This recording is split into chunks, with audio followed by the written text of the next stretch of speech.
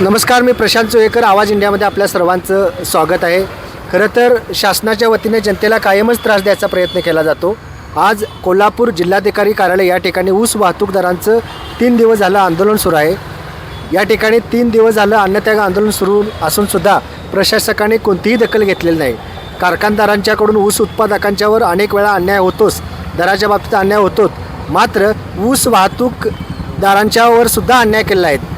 खरं तर वाहतूकदार आणि कारखानदारामध्ये ऊस वाहतुकीसाठी जो करार केला जातो, तो करार करत असताना नकळत बँकेला लोन, जे बँकेचे लोन प्रस्ताव आहेत ह्यावर सुद्धा यांच्या सह्या आहेत.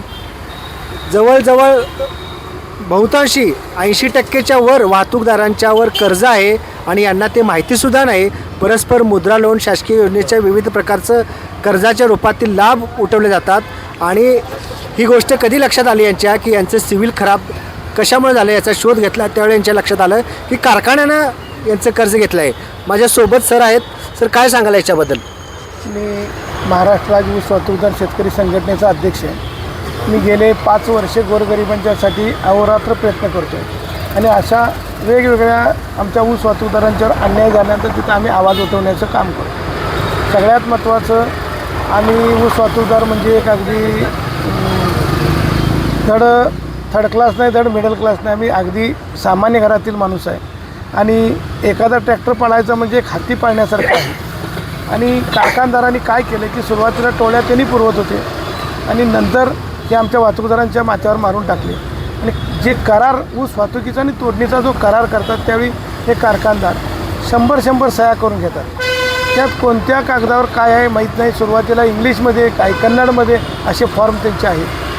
त्यामुळं आमचा ऊस वाहतूकदार वाचायला येत नाही, अगदी पूर्ण शिक्षित नाही. मराठी वाचणारा माणूस आहे, इंग्लिशमध्ये वाचू शकत नाही, कन्नडमध्ये वाचू शकत नाही. त्यामुळे त्यांनी सह्या म्हणून तिथे सह्या करणे. आणि सगळ्यात महत्त्वाचं, या कारखान्याची पूर्वीपासूनची अशी पद्धत चालू झाली की 5 कोरे स्टॅम्प, 5 कोरे चेक, काही आधार कार्डावरनी सह्या घेणे, पॅन कार्डावरनी सह्या घेणे, असे बरेचसेच 2 नंबर करण्यासाठी यांनी 5-5, 10-10 फॉर्मवरनी सह्या घेतात. त्याच्या पलीकडं सगळ्यात महत्त्वाचं हे बद्दल काय करतात आणि कुठं लोन करतात हे आम्हाला कल्पना असं. आम्ही काय म्हणतो की कारखाना ॲडव्हान्स देतं, आम्ही ते ॲडव्हान्स घेतो आणि आम्ही ऊस व्यवसाय करतो. तो ज्यावेळी आम्हाला आमच्या मुलाबाळांच्या शिक्षणासाठी, अगर घर बांधणीचं असो, अगर ज्या एखाद्या वाहतूकदाराच्या मुलीचं लग्न असो, अशा सगळ्या वेळी आम्ही बँकेत लोन घ्यायला ज्यावेळी जातो त्यावेळी असं लक्षात आलं की आमचं सिबिल खराब असल्यावर बँकवाला म्हणतो की तुम्हाला लोन द्यायचं तुमचं लायकी नाही, कारण तुमचे स्कोअर पूर्ण कमी आहेत. यामुळं आपण काय करू शकतो आहे की लोन द्यायला येत नाही तर आम्ही लोनच काढलं नाही बाबा, तर लोन कुठून आहे, कुठून काढलं हे आपल्याला माहीत होण्यासाठी आम्ही सिबिल ज्यावेळी काढतो त्यावेळी लक्षात आले की कारखानदारांनी हजारो लाखानं गोरगरिबांना बुडवण्यासाठी कर्ज काढलेत. यात सगळ्यात वाईट म्हणजे भारत सरकारनं आपल्या गोरगरिबांचे व्यवसाय सुधारण्यासाठी मुद्रा लोन म्हणजे काढलेले आहे. त्या मुद्रा लोनचे फायदे वैयक्तिक मिळावं म्हणून केलेलं आहे.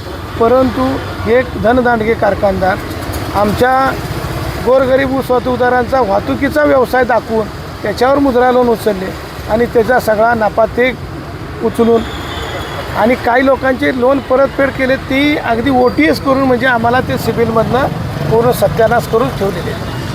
करत असताना आम्ही आंदोलन करायला लागलो का करायला हेच लक्षात आल्यावर आंदोलन करत असताना शासनही एवढं निगरूढ शासन असेल असं आम्हाला वाटलं नव्हतं. आज 3 दिवस बिना अन्नपाण्याचं बसून दखल घेत नाही म्हणजे हे म्हणजे आपल्या महाराष्ट्रामध्ये चाललं आहे काय, असा प्रश्न आमच्यासमोर आला.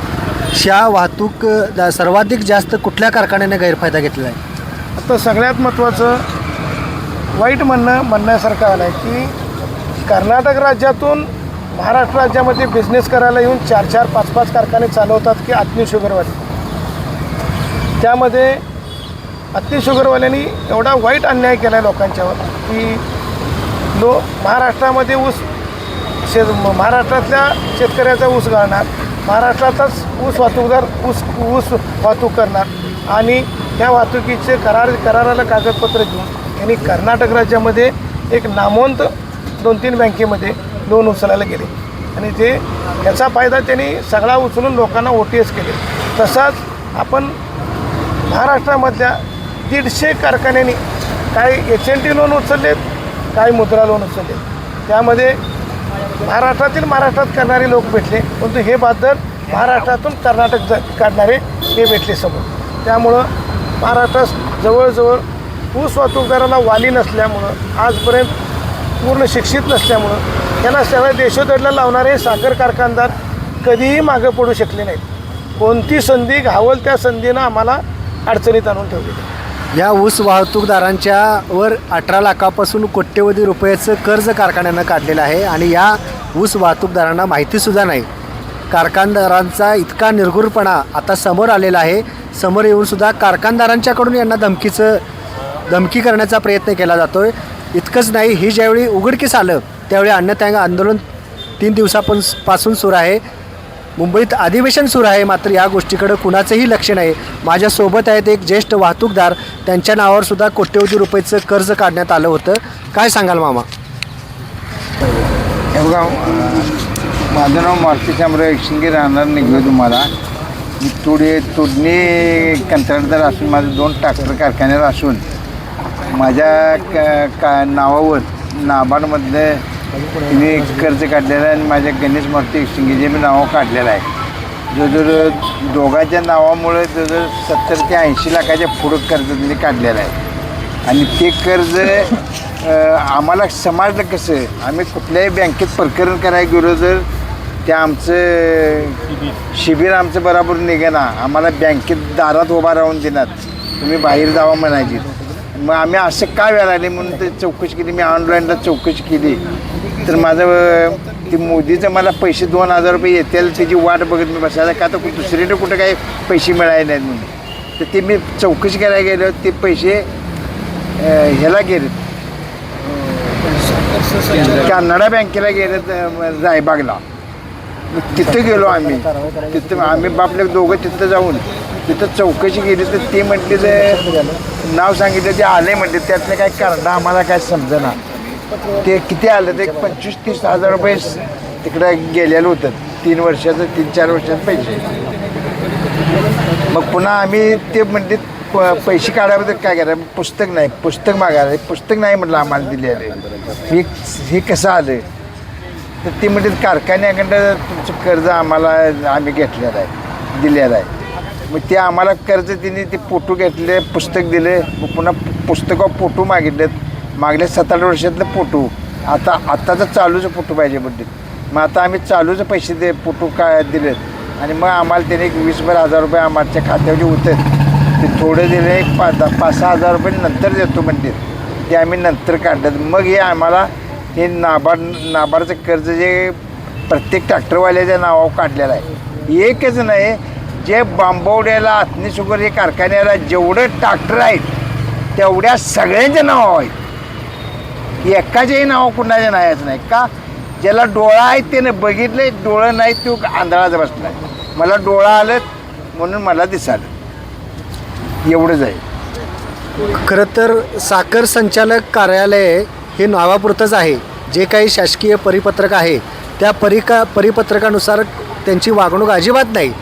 मग ऊस उत्पादकाला दर देण्यापासून असो किंवा कारखानदारांनी FRP ह्या सर्वच काही वादाचे मुद्दे आहेत. साखर सहसंचालक कार्यालय हे फक्त कागदपत्र देतं, कुठल्याही प्रकारची कारवाई करत नाही.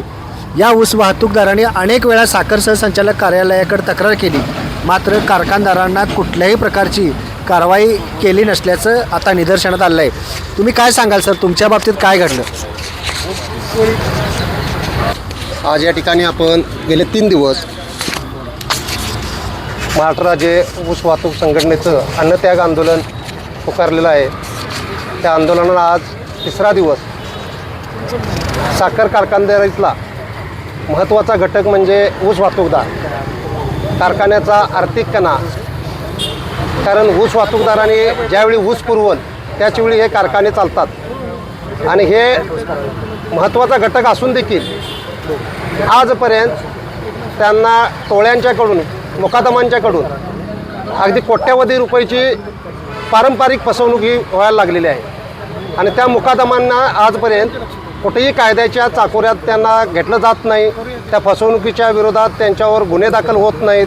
गुन्हे दाखल जर कदाचित झालेच तर त्यांना अगदी तुटपुंजा तुमच्या त्या जामीन रकमेवर त्यांना जामीन मिळतो आहे आणि हे जामीन घेऊन मोकाट फिरू लागतात आणि लाखो रुपयाचं नुकसान इथं वाहतूकदाराचं होत आहे. याच्याकडे बऱ्याच वेळा आवाज उठवून कोणीही लक्ष दिलेलं नाही आणि हा वाहतूकदार जो कारखानदारीचा मेन घटक आहे तो दुर्लक्षित होत चाललेला आहे. आणि याच्यासाठी आम्ही वारंवार निवेदनं दिली. निवेदनांचा कुणी दखल घेतली नसल्यामुळे आज 3 दिवस झाले या ठिकाणी आम्ही उपोषण सुरू केलेलं आहे. आणि या उपोषणातून आम्ही शासन आणि थोडं आम्ही कारखानदारांना बी याच्यामध्ये सामील व्हावं या आमच्या जी फसवणुकीमध्ये आणि आम्हाला त्या मुकादमांच्या फसवणुकीमध्ये प्रोटेक्शन मिळावं ही आमची प्रमुख मागणी त्याच्याबरोबर आहेत. दुसरा मुद्दा पाटील साहेबांनी जो कर्जांचा सांगितला तो आपण या ठिकाणी सर्वांनी मुद्दा तो मांडलेला आहे. पण जो मुकादमांचा मुद्दा आहे त्या मुकादमांच्या मुद्द्यासाठी आतापर्यंत कोणताही कायदा झालेला नाही. त्यांना कठोर कारवाई त्यांच्यावर व्हावी असा एक कायदा व्हायला पाहिजेत आणि तो कायदा जोपर्यंत होत नाही तोपर्यंत वाहतूकदार हा फसवणुकीपासून थांबणार नाही. तो देशोधडीला लागत चाललेला आहे आणि त्याची जर फसवणूक थांबवायची झाली तर त्यामध्ये शासनाने लक्ष घालून एक कठोर कायदा त्यांच्या बाबतीत करावा आणि हा कायदा जर नाही झाला तर वाहतूकदार टिकणार नाही. हा धंदासुद्धा काही कालानंतर विस्कळीत होण्याची शक्यता दाट आहे. अगदी 4-2 वर्षामध्ये हा धंद्यातील विस्कळीतपणा आपल्याला जाणवू लागेल. कारण या ऊस वाहतूकदारांच्याकडनं कर्ज काढून त्यांच्या नावावर कर्ज काढायचं आणि त्यांना जी सबसिडी मिळते ती सुद्धा कारखानदाराला आटत होते, चोरी करत होते. खरं तर एकूणच एखादा सुशिक्षित बेरोजगार उद्योग करायचं म्हटलं तर कर्ज घ्यायला बँकेत जातो, मात्र त्याला कर्ज दिले जात नाहीत. हजारो कागदपत्राचा साठा करायला सांगितला जातो, मात्र त्याला ते कर्ज मिळवताना अनेक अडचणी येतात. यांचा मात्र सबसिडीचा लाभ घ्यावा म्हणून परस्पर कागदपत्रावर सही घेऊन कर्ज उठवलं जातं, कर्ज घेतलं जातं व त्यांचा फायदा थेट कारखानदार घेतो. खरं तर कर्जदाराला माहिती दिल्याशिवाय कर्ज बँक देतेच कसे असा प्रश्न या निमित्तानं उपस्थित होतोय. ज्या बँकेने कर्ज दिलेले आहेत आणि यांना माहिती न देता, कर्जदाराला माहिती न देता त्यांचे कर्ज उचललेले आहेत, कारखानदाराशी संगनमत केलेले आहेत, अशा बँकेची रिझर्व्ह बँकेनं मान्यतासुद्धा रद्द करावी अशी सुद्धा मागणी या आंदोलकांची आहेत. मुख्यमंत्री देवेंद्र फडणवीस यांच्यासह उपमुख्यमंत्री एकनाथ शिंदे यांच्याबरोबर सुद्धा 1.5 वर्षापूर्वी बैठक झाली होती. मात्र ह्या बैठकीच्या आश्वासनाशिवाय यांच्यामध्ये कुठलाही बदल झालेला नाही. अन्नत्याग आंदोलन सुरू आहे. 3 दिवस अन्नत्याग आंदोलन सुरू आहे. या ठिकाणी नुसतेच अधिकारी भेटून जातात, मात्र कुठलीही कारवाई केली जात नाही. अन्नत्याग आंदोलन करून अजून काय शासन हे वाहतूकदार मरायची वाट बघत आहेत का असा प्रश्न या निमित्तानं उपस्थित होत आहे. प्रशांत जोयेकर, आवाज इंडिया, कोल्हापूर.